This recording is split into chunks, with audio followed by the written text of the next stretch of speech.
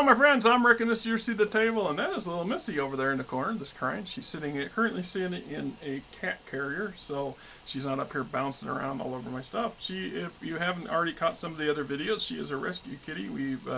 She came on. She showed up about a week and a half ago outside, right before the heat really kicked in, and she was just skin and bones. She was down the street by the neighbor's house for the last month, but.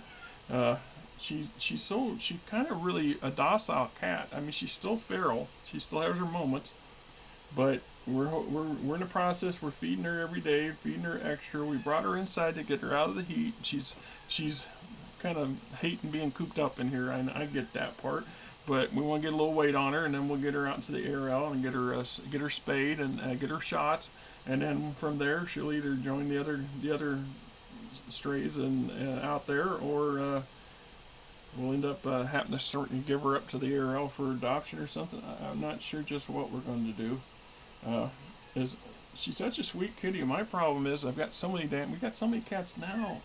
It's so hard to say no to all of them, and you don't want to do that, but at the same time, I don't want to just turn her back loose out in the damn street because I don't want her to get hit by a car. I don't want to be burying her. It's hard. Anyhow, so you're not here for me crying about a damn stray. This is Jihad Hot Spots Terra. Now, I'm going to acknowledge that I've been going down this rabbit hole with the Jihad here for probably over the last year, and I've read quite a bit of material, and I still have there's another book I got, PDF I got printed out there I have yet to read, which will be after this one, and so there's a lot going on, a lot of conflicting things, a lot of it's on purpose. Yes, are you going to roll around? You going to have fun? Yeah? When we get done with this video, you can come out back. You can get out of your box. So when I read it, I had mixed opinions on it. I try not to have expectations for something I've never read before, and that it just what I got out of it, I think, is going to be a little different from what someone else would have. So right off the bat, I ground through. And whether we talk about the invasion of Terra, when the Star League takes Terra from Amorous' Republic, or we talk about when the Word Blake invades Terra and takes it away from Comstar, or we talk about the failed Comstar attempt to retake Terra, and we talk about the conflict of the not yet Republic of the Sphere forces under Devlin Stone taking Terra, which is what this would be, or the most recent sacking of Terra or conquering of Terra, the Alec Ward's Ilkwan invasion of Terra, and so on. There's a lot of similarities. One thing that leapt out, right? A lot of it's just repetitive, over and over and over again, which is fine, which is okay. We like some of that, although it becomes a bit of a dry read when we just talk about one minor conflict after another. That's all part of a bigger thing. So that's why, from an academic standpoint, these kind of books are really valuable. From a story perspective, right? So one of the things that leaps out, I've said this year after year, that I've always felt that we buy into, as players of the BattleTech universe, we buy into a lot of things. We suspend belief and disbelief on certain elements on a regular basis. One of those being that a battalion of 36 mechs and a handful of support infantry are going to conquer a planet. A planet with 50 million people on it, we're going to conquer it with 100 people and about 30 tons or 30 or 40 ton battle mechs. Well, that's because the people that rule the world and live on the world and operate the world have let you do it. They just condition to surrender and lower the flag and raise the flag of whomever comes in and claims to be the leadership of the planet. That's a part of BattleTech suspension. But in reality, invading a world of 50 million people, and I'm just using it as a roundabout fact, the sheer defense forces alone on a planet of that type of that size should be significant. When you look at your National Guard, your home defenders, that kind of crap, are they going to be line troops? No. But they should have the damn numbers. Should they have, divisions of battle mechs? Probably no, because we've established in the game that battle mechs are a prized resource that are not always in great abundance. Now, tanks are. You could have entire divisions built around tank cores. You could have a planet with 50 million people on it ought to be able to field several armies worth of shit. You should have probably 20 or 30 or 100 regiments of infantry backed by armor and arrows and space aircraft and what have you. And in reality, if we were closer to reality in our game's suspension, that would be the case. But we know that that's not the case. And big part is, we didn't want the game designers really didn't want huge set piece battles. It's one thing to do a campaign where we break it down into little engagements. It's another thing to actually have to do that all the time.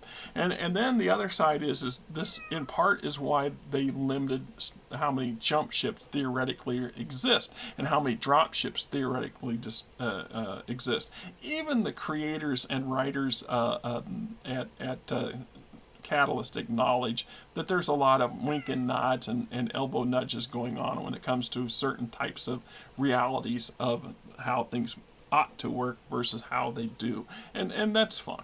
But so from a perspective of a grand invasion on a massive scale, this is a good example. These books on invading Terra is how I envision most massive planetary invasions should actually occur. The fact that it's one thing to raid a world, it's another thing to occupy it and hold on to it. And it should take a lot of resources and a lot of forces to do well. But then that wouldn't play well in the game, and so thus it doesn't work that way. So that's out of the lion's share of this book that I read, that's what I got away from it. It's just, other than that, yes, Stone and some questionable stuff that's never really answered. Some supporters managed to go on and capture Terra, from the Wobbies after horrific fighting. Another thing I take away from it is something that gets brought up on a regular basis too, is just how different the population on Terra, Terrans themselves, differ from most other worlds, and or perhaps they're typical of most other worlds. In the case of the Terra, aside from these horrible, massive invasions that have occurred actually fairly infrequently over the history of Earth since the Age of War, that they've actually lived in isolation. You grow up, you live, you die, you never leave the planet. The lion's share of populations in the inner sphere across the periphery never go further than 20 or 30 kilometers from their home, where they grew up, because that's the nature of people and resources. It's not, even in Star Wars, the bulk of people never leave their planets. They never leave their towns and communities. Isn't that right? Yes, it is. What? Oh, I know, you're just itching getting out. I'll be done here real shortly. So the fact that the population is distinctly different, and in a way they ought to be far more advanced medically, intellectually speaking, than any other house or any other settled world in the inner sphere and beyond, in part because of that longevity and them long periods of isolation. What I found incredible or extremely interesting however, is how different it seemed that doesn't matter who the governing body is that's controlling the planet. The actual population and the world itself manages itself for the most part. So it even goes on to say less than 10%, maybe closer to 7% of the world of Terra's population were truly devoted to the word of Blake and to Blake's religion, and the majority of them were not. They just went about their lives doing what they do, and I imagine the lower you are on the who's who table, the less you had to worry about direct interference by the Wobbies, or the Republic, or Amorous, or the Ill Clan. It doesn't matter what era we're sitting in. But that would give us a massive pool of potentially technologically educatedly advanced individuals that rarely ever get mentioned and move in the stories and the novels or in other source books and things like that. It's just I don't know if that, you know, how to look at that other than as possibly lost stuff. The next wonderful part of this book that I always love these sections when I come across them, is when we are introducing new equipment and new vehicles and new combat stuff. So we're introducing a lot of the drones. See, this was stuff I had missed out on. So there's still a bunch of Dark Age novels I have yet to read. So there are stories and things that revolve around so these new Caspers and these battles, aside from that, just, you know, in the recent last year of getting into it and reading about them, they came out of nowhere, and it's how they're resurrected or returned and repurposed, what have you. So the fact that we have stats on them and entries on them at last gives me a little deeper view into what we're talking about, what they are, you know. Get that thing. Get it. Get it. Get it. Yes, you're trying to get that thing. Right? It's just like I run across this Rattler mobile anti-aircraft battery. I'm like thinking there should have been more shit like this helping defend planets. How much harder would these planetary invasions be if you had hundreds of these things around the planet? Stuff like this. I mean, it makes sense to me, but it's easy to justify why it's not there too. So I love that technological stuff. There's another section in this book that I really enjoyed reading, and I wish there was, and there may very well be, a source book devoted specifically to the Terran system. Not the politics of the people running the show per se, but a faction book specifically geared for Terra and what's going on. So we have a piece of that in here. We have an entry in that, and we talk about Venus and Venus and Mars and the Belter communities. And once again, this peripheral thing, the Belters. There are so many possibilities and so many interesting things that come to mind when I started reading a little bit more about them. And the Jihad conspiracy book. So there's a couple books where the Belters are referenced. So I'm not the only one that realizes that there's untapped stories there or missing stories and possibilities, that there are entire cultures that go out there. And if you think about any of the major systems of the great houses, and the possibility that they have their version of these deep space communities that exist out there that don't get involved in the politics and the daily grind that goes on, and for the most part don't give a damn who's in control of the house. So when I looked at that section and we started reading into it, what really impressed me was I finally get a deeper view of what we're talking about in the Terran system. At least we're not talking a few tens of thousands of stray asteroid miners out there one step from dying in exposure to these 40 or 50 million Belters living out there in pretty elaborate containments or habitats. Wow, and sophisticated habitats too. They just happen to be so remote in the system that it's not worth the time of the local yahoos to go up there, and the house people to go up there and muck with them. But the fact that they're really much bigger and than I expected them to be, and I kind of wish to find more information about them. I would like to read more about them. I mean, it's just another kind of a corner piece to the world that we know of as BattleTech. But gee, anyway, this is Jihad Hot Spots Terra, and it's a good book. It's a grind for a lot of parts of it. There's a lot of dry reading involved in it. That's kind of going without saying. But hey, this was a PDF that was graciously donated to me by one of you guys, and he asked that I not say who, so I respect that, and I printed it out, of course, as you can see, and and I've got about 15 more sitting out there that I've printed out that I have to get bound up. I keep dragging my feet on doing it because I'm starting to run low on book streets. I got to get some more bound, but I've got this one here still to go, and won't be doing videos on it today, and this one here to do. probably next weekend. If everything goes well, like I said, I'm going to have an extended weekend next weekend. And I'll do a couple more videos. Definitely got to do some videos for my game not traveled. Because there is surprisingly some interest in it. I was shocked at the last one I posted. I have over 207 last time I checked views on that. I'm lucky if I get 15 or 20 views on one of those would-be game entries. To get that 200, I have to go back and look at the tags and see if there was something in there. Because I don't know how much you know about YouTube and shit like that. I mean, I'm learning.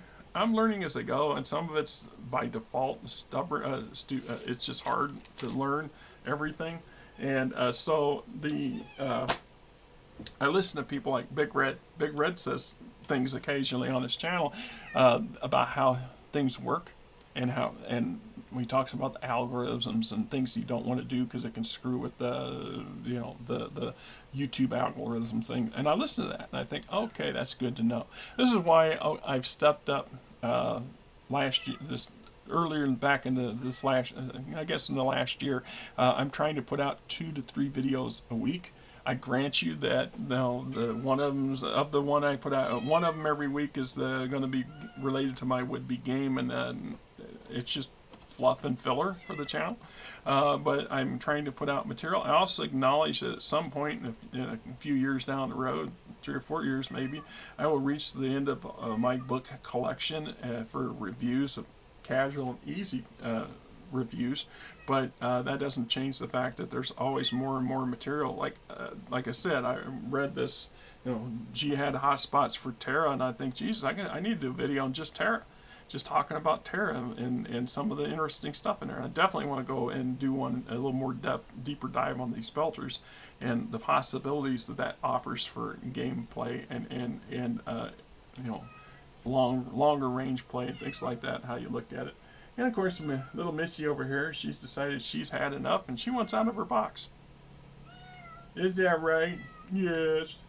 Yes. Yes. We'll get you a snack for being a good girl. I'll have your mama get you a snack and we'll get you back in the thing. Meanwhile, like I said, we brought her a little radio in here, so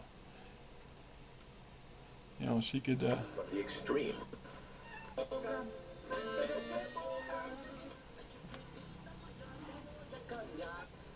84.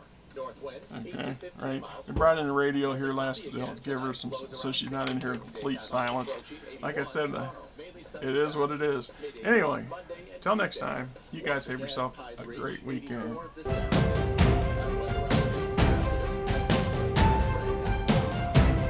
Because you want the cat girls to exist.